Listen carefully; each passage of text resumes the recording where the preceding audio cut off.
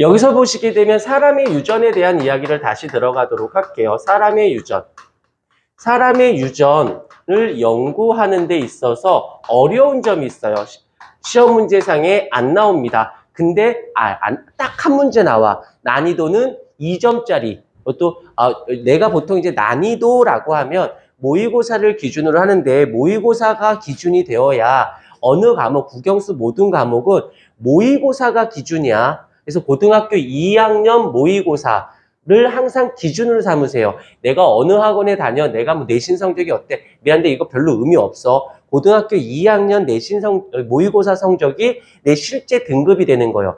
고3은 조금 달라. 그러니까 고3 거 가기 전에 고2 거를 먼저 모의고사를 충분히 보고 본 다음에 내가 2등급대가 됐다. 라고 한다라면 고3 모의고사에서는 내가 3등급 수준이겠구나 라고 생각을 하고 고2 모의고사를 항상 기준을 설정을 하고 공부를 하셔야 되는데 그때 나오는 게 과학은 1페이지, 2페이지, 3페이지, 4페이지라는 말을 써. 4페이지는 최고 킬러 문항이고 1페이지, 2페이지는 2, 3점짜리로서 난이도가 낮은 거. 그 다음에 2페이지와 3페이지 중에서 약간 혼재되어 있지만 거기가 2등급 3페이지가 2등급대 문제들이라고 생각하시면 되고요. 1, 2페이지는 반드시 해서 두 페이지에서 이렇게 가야 돼. 두 페이지 정도면 한 11문항에서 12문항 정도 나오거든.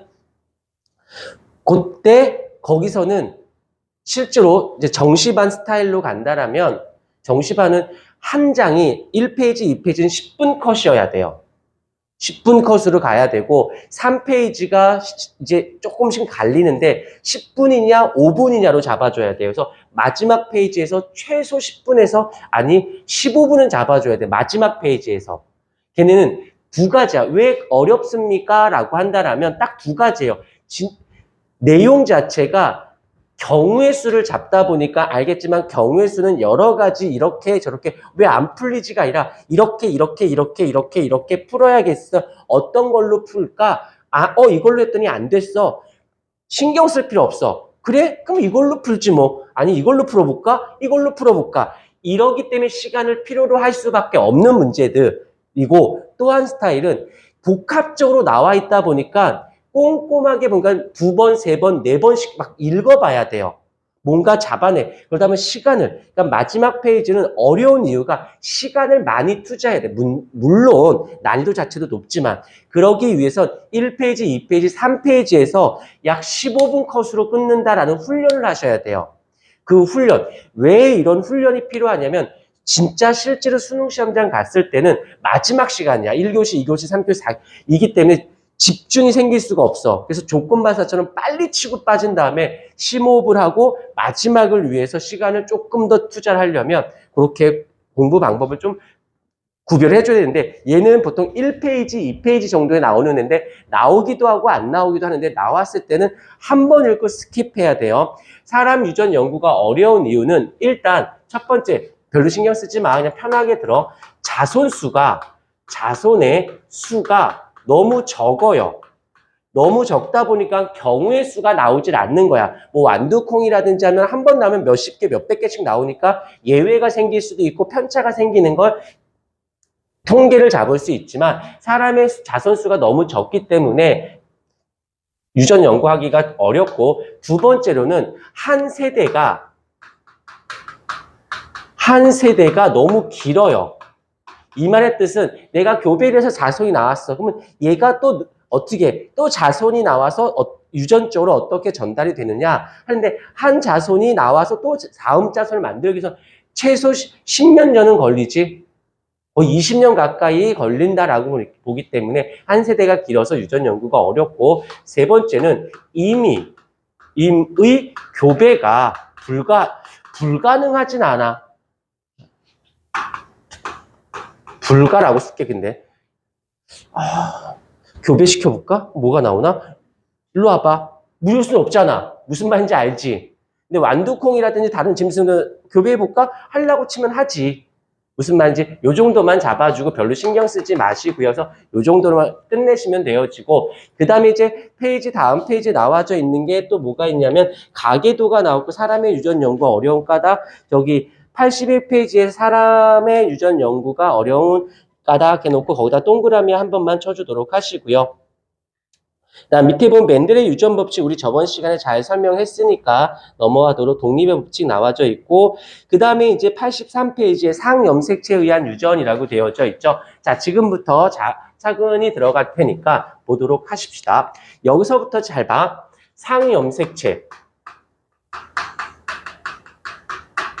상염색체에 의한 유전 을 보게 되면 일단 여기에선 두 가지 패턴이 나옵니다. 두 가지 패턴이 무엇이냐면 일단 첫 번째 단일 인자 유전이라는 것이 있고요. 두 번째로는 다인자 유전이라고 있습니다. 살짝 띄어쓰기를 조금만 해보면 이해가 쉬울 거야. 인자라는 것은 어떤 물질, 어떤 개체 뭐 이런 뜻을 담고 있기 때문에 단일로 되어 있는 유전이냐 여러 개로 되어져 있는 유전이냐 라고 했을 때 이것도 한번 정리해 볼게. 어떤 거냐면 여기서는 둘의 공통점은 한 형질을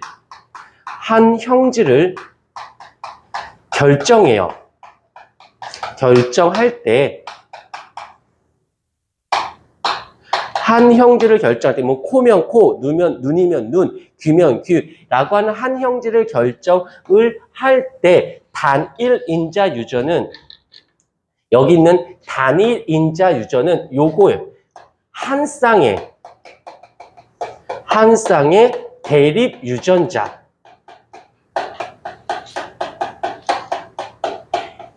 의해 결정이 되어집니다.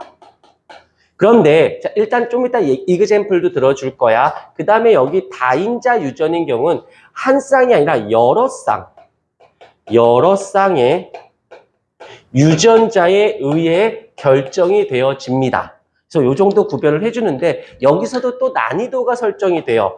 여기서 얘가 만약에 단일인자 유전이 나왔어. 그러면 가장 지극히 평범한 것이야. 그런데 예전에는 한 7, 8년 전만 해도요. 이 다인자 유전에 대한 내용이 별로 이렇게 많이 언급되지 않고 기본적이었는데 몇 년 전에 그 수능에서 다인자 유전의 새로운 접근의 유형의 문제가 출제가 됐는데 그때 대박이 난 거야. 와, 진짜 이렇게 낼 거야? 너무한 거 아니야? 근데 그 다음에 웬만한 모든 시중의 문제집 모의고사 문제에서 그 문제가 우후죽순처럼 다 튀어나온 거야. 그래서 지금은 일반화가 되어버린 형태. 자, 만약에 다인자 유전이 문제화됐다라고 치자. 문제화되면 일단 이유 없어. 난이도는 일단 최고는 아니야. 최고는 아닌데 난이도는 일단 상급으로 넘어가 버려요. 그런데 더 무서운 건 무엇이냐면 이거지. 이 다인자 유전하고 그 다음에 돌연변이하고 이렇게 딱 같이 출제가 됐어. 아, 1등급 문제예요.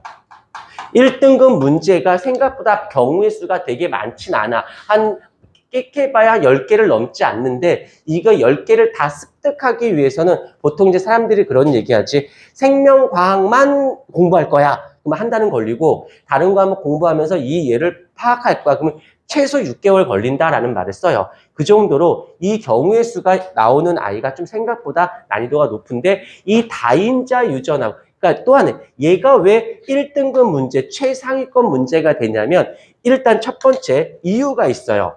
갑자기 수학으로 빠져나갑니다. 경우의 수로 나와요. 경우의 수. 경우의 수의 접근이기 때문에 굉장히 어렵게 출제를 합니다. 자, 일단 먼저 여기까지 잡아주고 단일인자 유전에 좀 이그젬플을 듣게. 단일인자 유전에서는 자, 예를 듭니다. 만약에 코에 관련된 코라고 하는 형질이 있어요. 그러면 코라고 했을 때 여기서 이제 코가 코보다 눈이라고 할까? 눈이 좀 더